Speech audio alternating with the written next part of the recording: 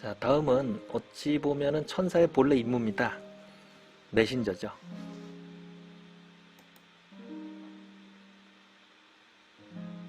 자, 천사는 이제 엔젤이라고 하잖아요. 그 히라버로는 앙겔로스라고 한대요. 라틴어로는 안젤루스. 전부 다 심부름꾼이라는 뜻이랍니다. 성경에서 천사의 주 임무는 하나님의 심부름꾼이죠. 자, 이 그림은 잘 알려진 렘브란트 판 레이니 그림 이삭의 희생입니다. 자, 창세기에 나오는 설화인데요. 일단 좀 설명을 드릴게요. 아브라함은 100살이 넘어서 어렵게 아들 하나를 얻습니다. 그 아들이 이삭이죠. 하나님은 아브라함이 얼마나 신앙심이 깊은지를 실험해 보기 위해서 그 귀한 아들 이삭을 제물로 바칠 걸 요구합니다. 아브라함은 무슨 망설임 없이 이삭에게 장작더미를 이고 산으로 올라가게 하죠. 그리고 정말 이삭을 생제물로 바치려고 저렇게 묶고 칼을 빼들죠. 그리고 목을 찌르려고 하는데 그 찰나에 천사 가브리엘이 와서 그만두게 하죠. 그리고 이제 하나님의 메시지를 전하죠. 이거 다 시험이고 시험에 들게 하신 거고, 그리고 이제 앞으로 아브라함의 자손이 하늘의 별처럼 뭐 바닷가의 모래처럼 그렇게 펼쳐지게 하겠노라고 축복을 내리죠.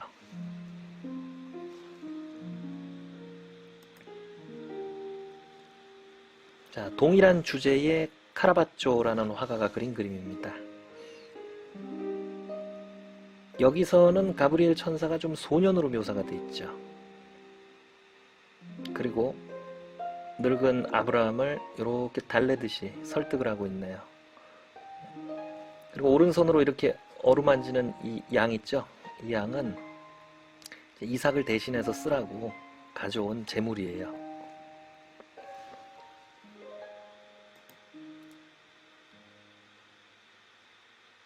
자, 카라바초는 2년 뒤에 다시 이제 동일한 주제로 또 한 편의 그림을 그립니다.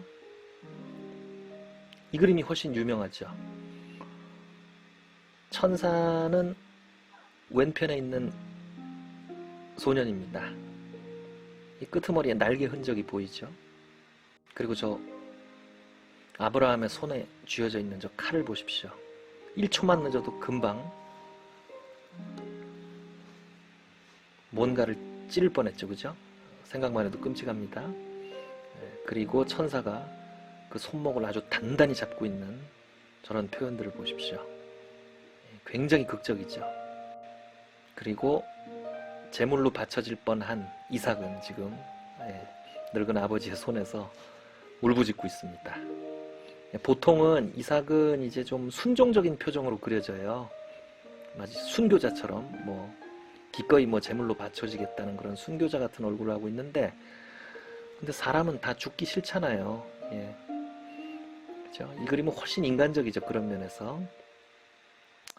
어쨌든 하마터면 큰일 날 뻔한 그 순간, 그리고 그걸 제어하는 그런 천사의 역할까지 굉장히 이 성경의 얘기를 드라마틱하게 포착한 아주 명작이라고 할 수 있습니다.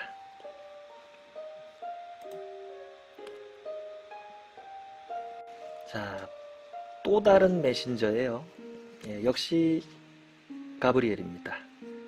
여기서는 저 왼편 뒤에서 노인의 귀에 뭐라고 속삭이고 있는 남자인지 여자인지 알 수 없는 저 사람이 천사입니다.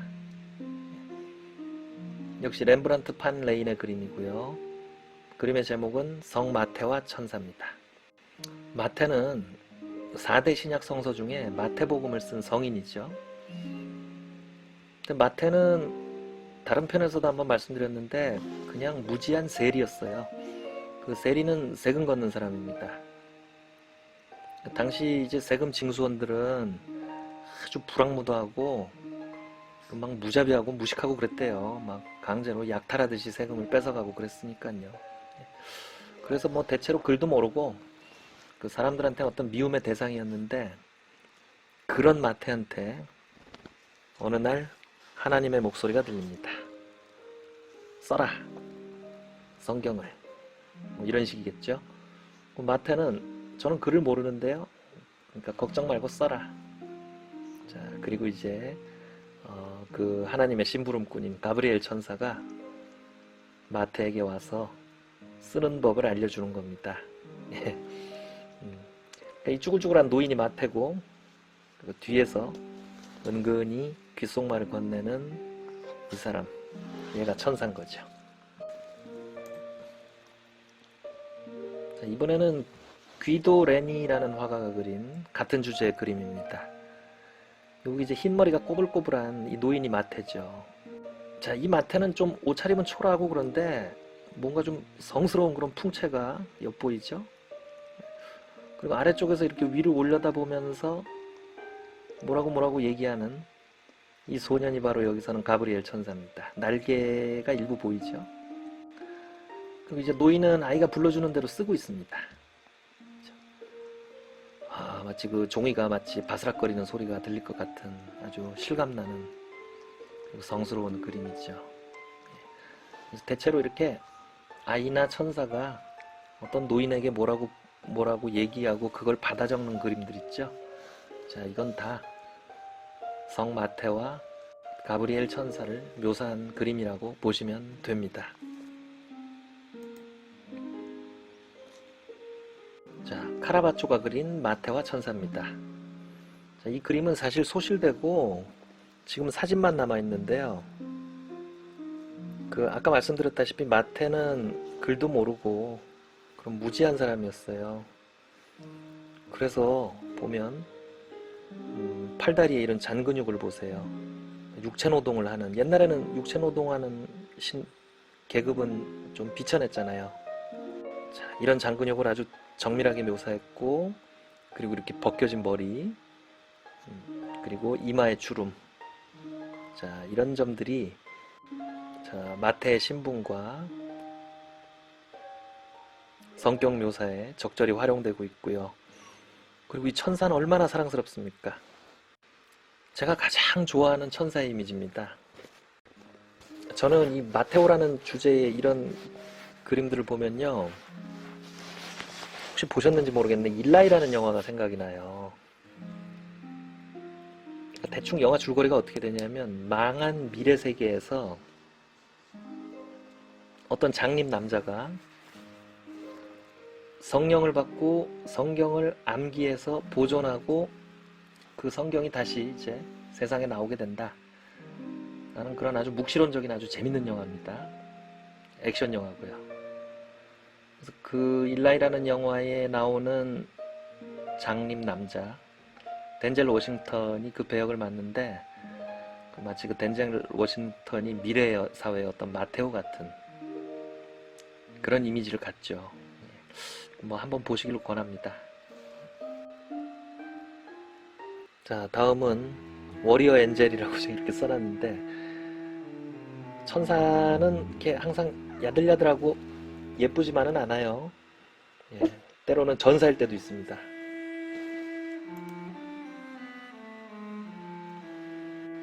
자, 창세기 32장에 나오는 얘기예요. 야곱은 아까 보셨던 이삭의 희생이라는, 이삭을 제물로 하는 그 그림 있죠? 그 이삭의 아들이에요. 야곱은 뭐 얘기가 너무 길어서 좀 줄여서 말씀드리면, 야곱은 어째저째 해서 외가에서 종살이를 14년을 하게 돼요. 그리고 돌아오는 길에 형 에서가 집안의 모든 고난을 빼앗았다는 소식을 듣고 그 형한테 좀 쫓기는 이런 어려운 처지에 놓입니다. 그런데 그런 야곱 앞에 천사가 나타나죠. 야곱은 그 천사한테 자기를 축복을 해달라고 매달려요. 축복 안 해주면 못 간다, 뭐 이런 식이죠. 그래서 밤새 시달리던 천사는 이삭의 뼈를 하나 부러뜨리고 주저앉히죠. 그리고 아유 지독한 놈 얘다 받아라 이런 식으로 이제 축복을 내려줍니다. 그리고 야곱은 이제 뭐 뒷얘기는 뻔하죠. 위기를 모면하고, 그죠? 대대손손 번성했겠죠. 자, 이 주제는 보통 이제 야곱을 좀 나약하게 그리기도 해요. 나약한 인간이지만 간절히 바라면 메시지가 하늘에 전해진다, 이런 주제를 담기도 하고, 아니면은 좀 야곱을 아주 강하게 천사와 대등하게 그렇게 싸우는 도전적인 인간형으로 그리는 경우도 간혹 있습니다. 자, 이 그림은 기스타프 도레라는 프랑스의 유명한 사파가가 그린 그림이에요. 저쪽 그 야자수 나무 너머로 먼동이 트죠. 그죠? 그러니까 새벽까지 이러고 싸우는 거예요. 그죠? 그리고 이 천사는 미카엘입니다. 예. 가브리엘이 아니라 미카엘 천사죠. 미카엘이 뭐 좀 야곱을 완전히 제압하는 그런 분위기네요. 근데 인간 야곱은 뭐 끝내 물러나지 않네요. 인간이란 이렇게 뭐 좀 애처로운 존재지만 한편으로 포기하지 않는다는 점에서는 강인한 존재죠. 이런 어떤 야곱의 애달픈 투쟁을 감동적으로 전하는 그림이라고 생각됩니다.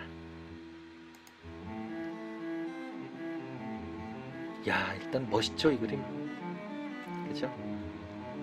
이 천사는 굉장한 근육남이고, 그죠?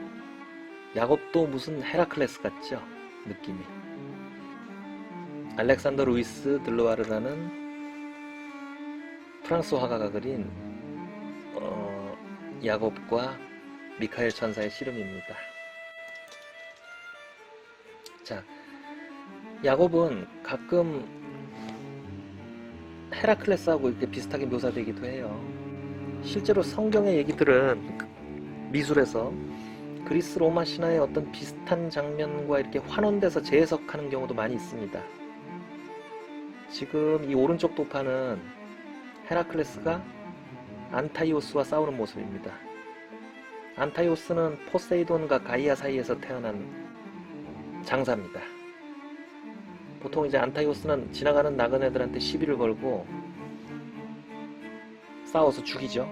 그럼 그 시체를 포세이돈의 신전에 바쳤대요. 되게 효자인데 하여튼 이상한 괴한이었죠. 근데 헤라클레스와 결혼합니다. 근데 이 똑똑한 헤라클레스는 안타이오스가 대지의 아들이었기 때문에, 가이아의 아들이죠. 안타이오스의 힘은 땅에서 온다 라는 걸 알고 안타이오스를 이렇게 번쩍 들어올려서 공중에서 목을 꺾어버리죠. 자, 야곱과 천사 미카엘의 이 싸움과 구도가 비슷하죠. 예. 느낌도 상당히 유사하죠. 예. 그래서 두 그림이 이렇게 환원이 되는데, 근데 안타이오스의 위치에 있는 사람이 이렇게 날개가 달렸다면, 예, 그때는 헤라클레스가 아니라 야곱이라고 보시면 되겠습니다.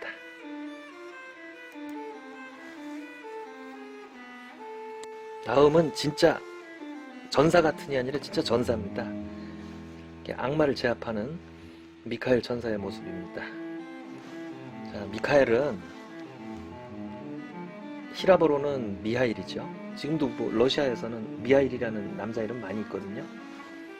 그리고 뭐 영어로는 마이클, 그죠?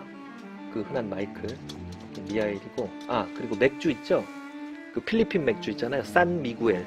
그 미구엘도 미카엘입니다. 대천사 미카엘은 요한 묵시록이나 아니면 존 밀턴의 신라권에서는 천사군을 끌고 타락한 천사, 악마군을 제압하는 그런 막 영웅으로 등장하죠. 이제 성경을 좀 보시면은 조금 이렇게 예언을 전하거나 하는 소프트한 그런 심부름은 주로 아까 계속 보셨던 가브리엘이에요. 그리고 좀 터프하고 이렇게 힘쓰는 건 미카엘 천사가 주로 담당을 하게 되죠. 자, 이 그림은 네덜란드 화가인 제라드 다비드가 그린 성 미카엘의 승리입니다. 자, 붉은 망토 아래로 악마들을 아주 뭉개고 있죠. 그리고 저쪽에는 오른쪽 상단을 보시면 하나님이 그 모습을 내려다보고 있습니다. 그리고 다른 천사들이 환호를 보내고 있습니다. 자, 역시 같은 주제의 그림입니다. 도미니코 베카푸치라는 이탈리아 화가가 그린 성 미카엘의 승리입니다. 자, 저 위에 보시면 하늘에 하나님이 지금 내려다보고 있는 가운데 천사군을 끌고 그리고 배신한 반란군들을 제압하고 있죠. 그리고 이제 그 배신한 타락천사들, 걔들한테 괴로움을 당하고 있는 인간을 좌우측에 있잖아요. 해방시키고 있는 그런 워리어, 전사와 같은 천사입니다.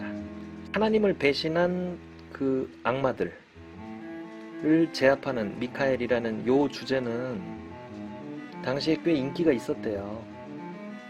왜냐하면 이탈리아의 그 도시국가들은 좀 정치적으로 굉장히 복잡해가지고 막 배반, 반역, 암살 이런 게 막 난무했었어요. 그래서 권력자들이 이런 그림을 의도적으로 의뢰하고 크게 제작해서 그 뭐 신하들이나 아니면은 시민들한테 이렇게 공개하죠. 그러면서 이제 경계로 삼으라 라는 그런 목적이 강하게 있었대요. 그래서 이런 그림들은 당시 어떤 이탈리아의 정치적 상황에서 그런 사회적 기능도 충분히 반영하고 있습니다.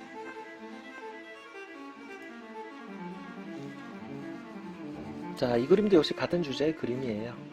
그런데 앞에서 보셨던 그림보다 훨씬 역동적이고 좀 화려하죠. 루카 지오다노가 그린 반란군을 제압하는 미카엘입니다. 미카엘의 무기는 불의 칼이에요. 저 칼 보시면은 검신이 좀 이렇게 막 붉은 빛을 띠고 있잖아요. 막 불의 칼로 내리쳐요. 그죠? 그리고 그걸 내리치기 직전에 그런 막 어마어마한 그런 동선을 지금 보여주고 있죠.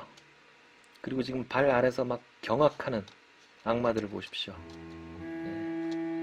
자, 이렇게 바로크 미술은 좀 르네상스 시기에 보여줬던 차분한 맛은 없지만 이렇게 아주 파이팅이 아주 좋습니다. 그리고 여기서도 영화 한 편 제가 소개할게요. 2010년작 리전이라는 액션 영화인데요. 이 영화는 배경이 미래사회입니다. 그 하나님이 타락한 세계를 쓸어버리겠다고 결심을 해요. 그래서 이제 인류는 멸망하는데 근데 미카엘 천사가 그 명을 어기고 내려와서 살아남은 사람들을 보호해요. 이 영화에서는 미카엘 천사가 저 불의 칼을 놓고 기관총을 난사하죠. 그리고 이제 가브리엘과 막 한판 대결이 있는데 아주 굉장히 볼만합니다. 조금 묻힌 영화인데 안타깝네요. 그래서 현대화된 자동화 무기로 재무장한 그런 미카엘 천사를 보실 수가 있을 겁니다. 자, 다음 천사는 치유와 길벗이라고 제목을 붙여봤어요. 대천사 라파엘에 대한 얘기입니다. 자, 라파엘 천사에 관해서는 성서 외전에 아주 중요한 설화가 하나 있습니다. 옛날 토빗과 토비아라는 부자가 살았대요. 아버지 토빗이 하늘에서 떨어진 새똥을 눈에 맞아요. 좀 웃기죠? 그리고 눈이 멉니다. 생계가 위급해지자 토빗은 일전에 돈 빌려줬던 게 생각이 나요. 그래서 아들 토비아한테 그 돈을 받아오라고 합니다. 그런데 그 돈을 받으러 가는 길이 너무 멀어요. 그래서 길잡이를 구하죠. 이때 아자이라라는 사람이 나타납니다. 근데 이 아자이라가 바로 자기 정체를 숨긴 라파엘 천사였던 거예요. 그래서 이 라파엘 천사는 나그네의 어떤 수호 천사가 되죠. 둘은 이렇게 나란히 여행을 가게 됩니다. 이 그림에서처럼요. 그런데 여행길에 큰 물고기를 한 마리 잡게 됩니다. 이 물고기를 잡는 장면도 간혹 그림으로 묘사가 되죠. 그런데 아자레라가 충고를 하죠. 이 물고기의 간과 심장과 쓸개를 따로 간직하라고 합니다. 그리고 둘은 여행 중간에 라구엘이라는 사람의 집에 머물게 되는데 그 집에 사라라는 예쁜 딸이 있었대요. 그런데 이 사라는 시집만 갔다 하면 첫날 밤에 남편이 다 죽어요. 악마의 장난이었던 거죠. 라구엘은 잠시 자기 집에 머물게 된 토비아한테 자기 딸과 결혼하지 않겠냐고 권하게 돼요. 토비아는 그렇게 합니다. 그리고 이제 사라와 첫날 밤을 지내게 되는데, 그때 아까 챙겨뒀던 물고기의 심장과 간을 태워서 그 냄새로 악마를 쫓습니다.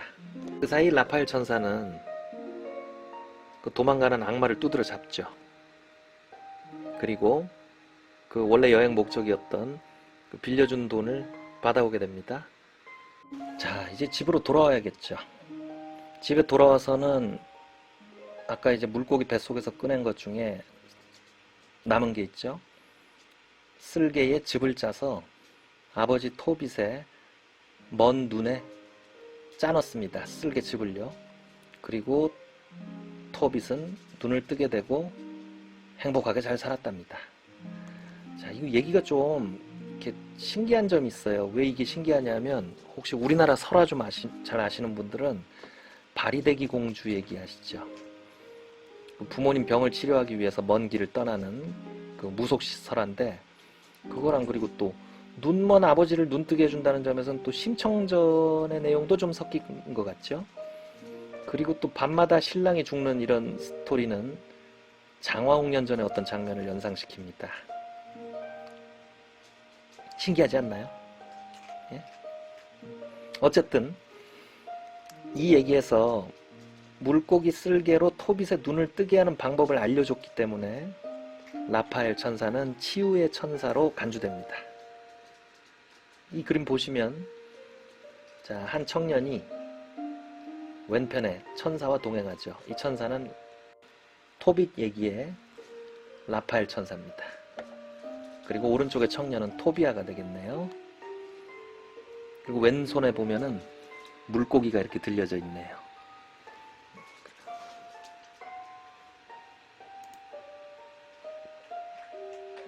자, 다음 도판을 보시면 가운데 노인은 누구겠습니까? 토빗이죠. 그리고 오른편에 이 청년이 접시에 뭘 받쳐들고 노인의 눈에 뭔가를 짜놓는데, 저건 안약이 아니라 쓸개겠죠. 예. 그리고 쓸개와 염통과 간을 빼낸 큰 물고기도 보입니다. 예. 제일 왼편에 있는 늙은 노파는 토빗의 아내인 안나입니다.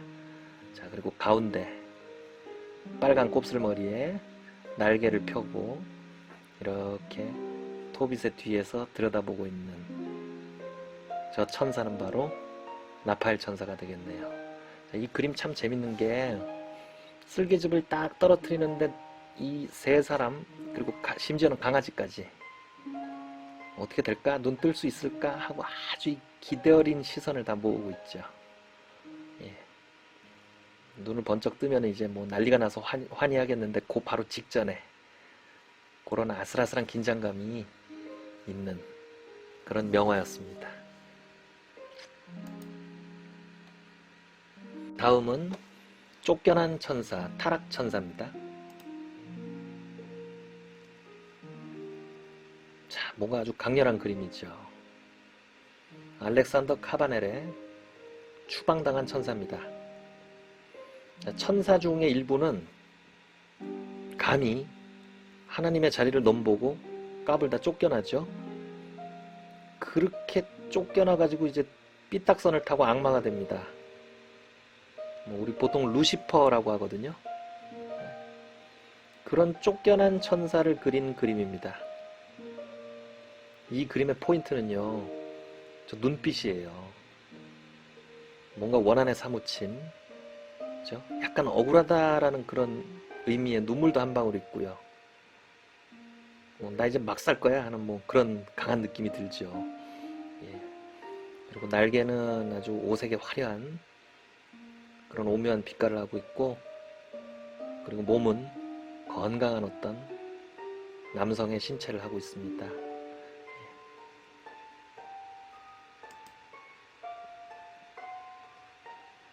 자, 이거 참 재밌는 그림이에요.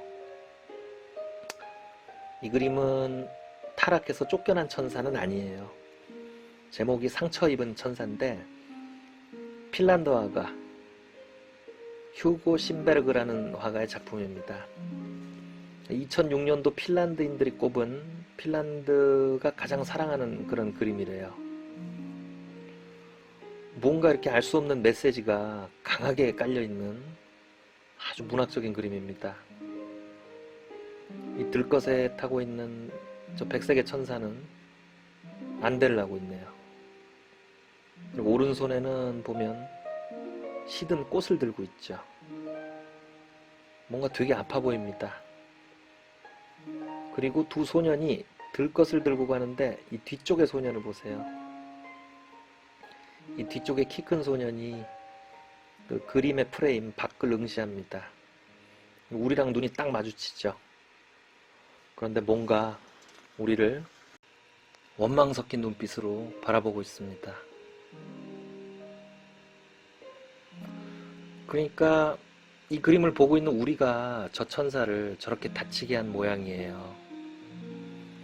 우리는 좀 선한 거, 아름다운 것들을 온통 다치게 하고 상하게 하고 그렇게 사는데 선수잖아요. 그렇죠? 이 뒤에 있는 이 소녀는 어떤 그런 문명을 원망하는 게 아닌가, 뭐 이런 해석을 저는 해봅니다. 자, 작가는 신베르그는 이 그림에 대한 어떠한 코멘트도 남기지 않았대요. 그러니까 해석은 전적으로 우리 몫에 있는 거죠. 그래서 여러분 뭐 충분히 보시고 한번 나름대로 해석해 보시기 바랍니다. 뭐 어떤 말로 풀건 간에 일단은 아주 따뜻하고 뭔가 슬프고 문학적인 그런 어떤 천사의 이미지를 담고 있는 명작이라고 하겠네요. 다음은 마지막, 그냥 예쁜 천사의 이미지입니다.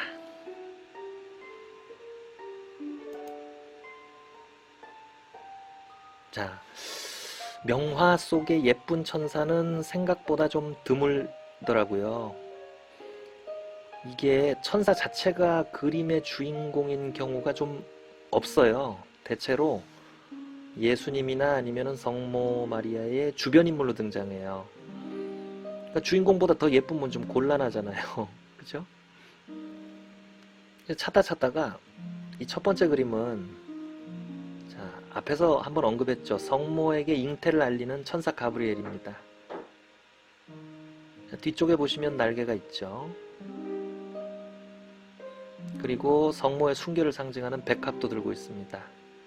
근데 이 그림의 특이한 점은 천사만 따로 이렇게 초상화처럼 그렸다는 거예요. 화가는 귀도레니, 이탈리아의 바로크 화가입니다. 자, 이런 경우는 굉장히 드물죠. 예. 그 성모의 잉태를 알림이라는 그 주제에서 이렇게 천사만 따로 떼서 그리는 경우는 보기 드뭅니다.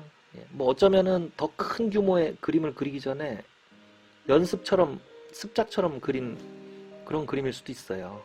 예.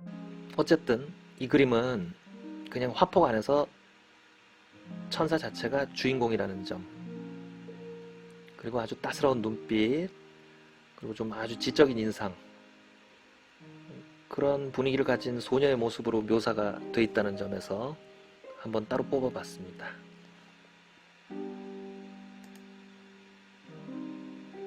처음 귀여운 천사 이미지를 보여드렸을 때 큐피트 그림 보여드렸잖아요. 그 그림을 그린 부게로의 그림입니다. 자, 성모와 아기 예수를 축복하는 천사들인데 구도가 좀 독특해요. 왜냐하면 이 주제는 보통 당연히 성모 마리아가 그림의 가운데 있어야 돼요. 그리고 아기 예수를 이렇게 안고 있는 그런 근엄한 모습으로 그려지게 되는데, 이 그림에서는 성모 마리아와 아기 예수를 측면으로 화면 왼편에 밀어놓고 오히려 그걸 축복하는 천사들을 좀 더 가운데 배치한 것 같죠. 자, 제목까지 대놓고 Song of the Angels, 그러니까 천사들의 노래라고 이렇게 붙였습니다.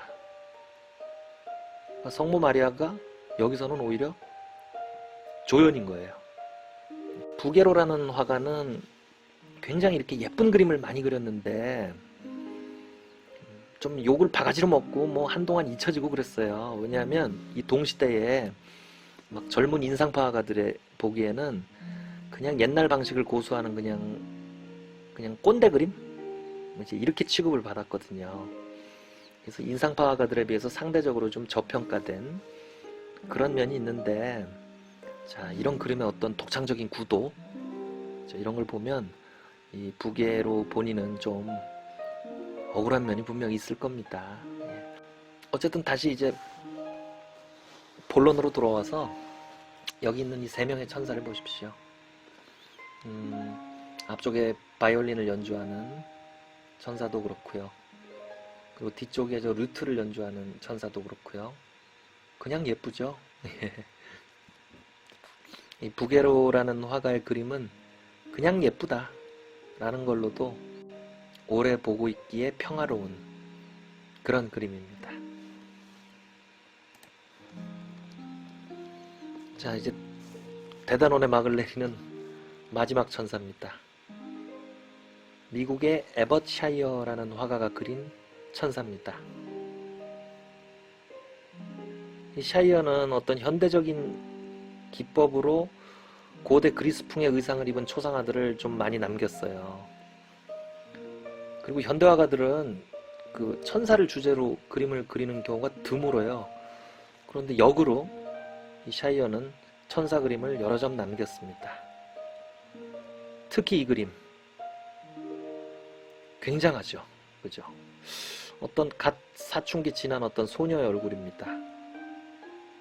뭔가 이렇게 세상을 향해서 호기심 어린 모호한 시선을 던지는 아주 매력적인 그런 천사 그림이죠. 가끔 우리 영화 같은 데 보면 어째 실수를 해서 세상에 내려온 천사가 너무 순수해가지고 이 어떤 세상의 속물성 이런데 허우적거리는 그런 모습을 보게 되는데, 글쎄요, 그런 어떤 순수한 얼굴, 예, 뭐라고 말할 수 없는 그런 매력적인 천사 그림입니다. 제가 생각하기에 이 그림이 어떤 현대인들이 생각하는 천사의 이미지를 뭐 대표할 만한 게 아닌가 싶어서, 자, 마지막 예쁜 천사의 대단원은 이렇게 이 그림과 함께 마치겠습니다.